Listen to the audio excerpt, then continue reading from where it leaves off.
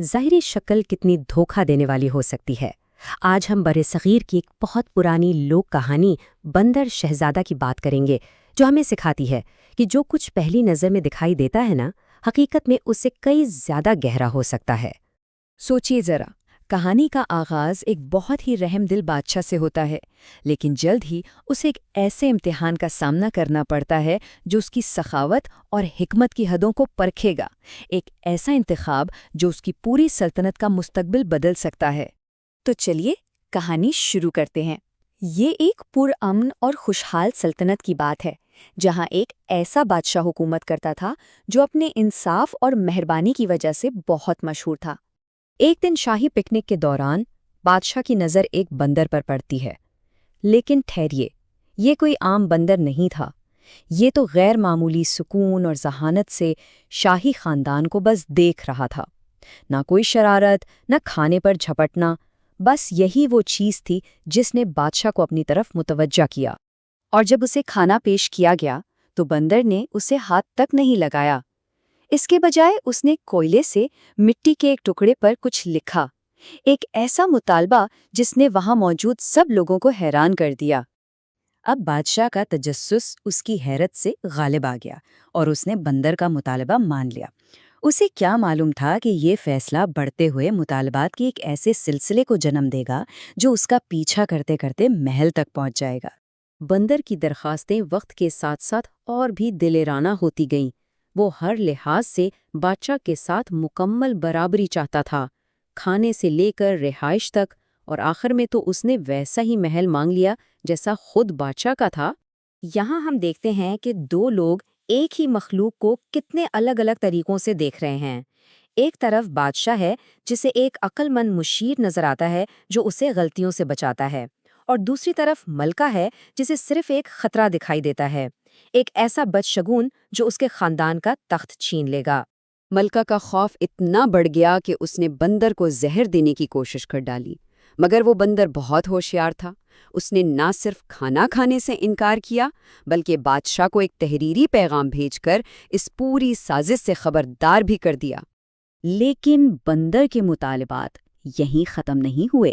اس کا سب سے بڑا اور سب سے چونکا دینے والا مطالبہ تو تب سامنے آیا جب اس کی نظر بادشاہ کی خوبصورت بیٹی پر پڑی، اور بس یہیں سے کہانی اپنے مرکزی تصادم کی طرف بڑھنے لگی۔ بندر نے شہزادی کے کمرے میں آنا جانا شروع کر دیا، لیکن وہ اسے ڈرانے کے بجائے تحریری پیغامات دیتا تھا۔ آہستہ آہستہ اس کے اس غیر متوقع رویے نے شہزادی کے خوف کو تجسس میں اور پھر ایک عجیب سی ہمدردی میں بدل دیا۔ جب ملکہ نے اس معاملے پر بہت شور مچایا تو بادشاہ نے آخرکار بندر کا سامنا کیا اور اس سے صاف صاف کہہ دیا کہ وہ اس کی بیٹی سے دور رہے۔ بندر کا جواب بہت تیز اور خوفناک تھا۔ اس نے بادشاہ کی ہی تلوار نکالی اور اسے ایک ناقابل تصور انتخاب دیا، یا تو اپنی بیٹی کا ہاتھ میرے ہاتھ میں دے دو یا پھر اسی تلوار سے مرنے کے لیے تیار ہو جاؤ۔ اپنی جان خطرے میں دیکھ کر بادشاہ کو اس کی اپنی بیٹی نے بچایا۔ وہ اپنے والد کو بچانے کے لیے بندر سے شادی کرنے پر راضی ہو جاتی ہے، لیکن اس قربانی کے ایسے نتائج نکلیں گے جن کا کسی نے تصور بھی نہیں کیا تھا۔ شادی کے بعد شک میں ڈوبی ملکہ نے جوڑے کی جاسوسی کی اور یہ دیکھ کر حیران رہ گئی کہ اس کی بیٹی کے ساتھ کوئی بندر نہیں بلکہ ایک بہت ہی خوبصورت شہزادہ ہے، اور قریب ہی اسے بندر کی وہ خالی خال نظر آئی جو اصل میں اس بیروب کا ذریعہ تھی۔ ملکہ کو لگا کہ وہ اپنی بیٹی کو کسی بد دعا سے آزاد کروا رہی ہے۔ اس نے فوراً اس کھال کو ہمیشہ کے لیے جلا کر تباہ کرنے کا فیصلہ کیا، یہ جانے بغیر کہ وہ کتنی بڑی غلطی کرنے والی ہے۔ جیسے ہی کھال جلنا شروع ہوئی، شہزادہ شعلوں میں گھر گیا، درد سے چیخا اور دیکھتے ہی دیکھتے غائب ہو گیا، اور پیچھے خوفزدہ شہزادی کو بالکل تنہا چھوڑ گیا۔ بالکل تباہ حال، شہزادی نے اپنی شاہی زندگی چھوڑ دی، جوگن کا بھیس بدلا اور اپنے کھوئے ہوئے شوہر کو ڈھونڈنے کے لیے ایک ایسی تلاش پر نکل پڑی جو بظاہر بالکل نا امید لگ رہی تھی۔ ایک رات جب وہ ایک درخت کے نیچے آرام کر رہی تھی تو اس نے دو چکور پرندوں کو آپس میں باتیں کرتے سنا، اور ان کی اس خفیہ گفتگو نے امید کی ایک نئی کرن پیدا کر دی۔ اور جو علاج اس نے سنا وہ بہت ہی عجیب اور خاص تھا۔ اس کے لیے چکور پرندوں کا فضلہ اور سندل کی لکڑی کا ایک خاص پیسٹ بنانا تھا جسے ٹھیک 40 دن تک استعمال کرنا تھا۔ یہ کسی جادوئی حل سے کم نہیں تھا۔ اب اس نئے علم کے ساتھ شہزادی بے بس نہیں تھی۔